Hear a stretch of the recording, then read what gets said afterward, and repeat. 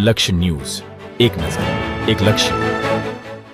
Dhrangadhra DYSP office ખાતે range IG Ashok Yadav તેમજ જિલ્લાના પોલીસ વડા ડોક્ટર ગિરીશ પંડ્યાની સ્પેશિયલ ઇન્સ્પેક્શન પોલીસ કર્મચારી સાથે મુલાકાત. ધાંગ્રધા ડીવાયએસપી ઓફિસ ખાતે રેન્જ આઈજી અશોક યાદવ તેમજ જિલ્લાના પોલીસ વડા ડોક્ટર ગિરીશ પંડ્યાની સ્પેશિયલ ઇન્સ્પેક્શન પોલીસ કર્મચારી સાથે મુલાકાત. રેન્જ આઈજીનું ભવ્ય સ્વાગત કરવામાં આવ્યું હતું.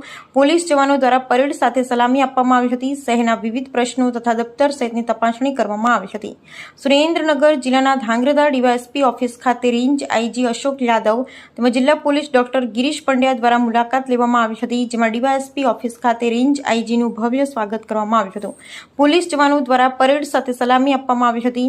ધાંગ્રધા નાયબ પોલીસ અધિક્ષક જેડી પુરોહિત, ધાંગ્રધા સિટી પોલીસ સ્ટેશનના પીઆઈ, પીએસઆઈ તેમજ તાલુકા પોલીસ સ્ટેશનના પીઆઈ, પોલીસ સહિત તમામ ધાંગ્રધા ડિવિઝન પોલીસ કર્મીઓ ઉપસ્થિત રહ્યા હતા. રેન્જ આઈજી દ્વારા ધાંગ્રધા શહેરના વિવિધ પ્રશ્નો તથા દફતર સહિતની તપાસણી કરવામાં આવી હતી. ઉપસ્થિત તમામ થાણા અધિકારીઓને જરૂરી સૂચનાઓ તથા માર્ગદર્શન પૂરું પાડવામાં આવ્યું હતું. હાલ ટેકનોલોજી સહિત સાધનોનો મહત્તમ ઉપયોગ કરવામાં અંતે સંકેત કરવામાં આવ્યા હતા.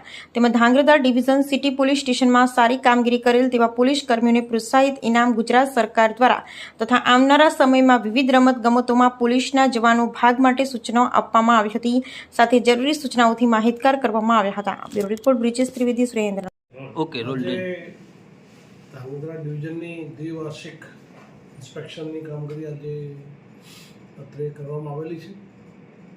ધાંગ્રધા ડિવિઝનની છેલ્લા 2 વર્ષની જે કામગીરી છે, તમામ પ્રકારના વહીવટી કામ હોય, ક્રાઇમ બાબતમાં હોય, ટ્રાફિકના હોય, સાયબર ક્રાઇમના હોય, અને અત્યારે જે સરકારની જુદી જુદી જે સ્કીમો ચાલે છે, દાખલા તરીકે જે વ્યાજખોરી છે, એ તમામના મુદ્દાઓ પર પોલીસ દ્વારા જે કામગીરી કરવામાં આવેલી છે એ કામગીરીની સમીક્ષા થશે.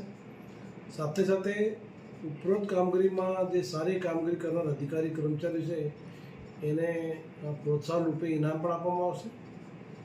છેલ્લા 2 વર્ષની કામગીરીની આજે સમીક્ષા કરી તે દરમિયાન ધાંગ્રધા ડિવિઝનમાં ક્રાઇમ ખૂબ જ કંટ્રોલમાં છે. તમામ વિસ્તારોમાં પબ્લિક તરફથી, બીજા કોઈ તરફથી પોલીસને લાગતા મુદ્દાઓ જે ભવિષ્યમાં પબ્લિકને સ્પર્શ કરી શકે એ તમામ મુદ્દાઓ પર પણ ભવિષ્યમાં સારી કામગીરી થાય એ પ્રકારની સૂચના આપવામાં આવેલી છે.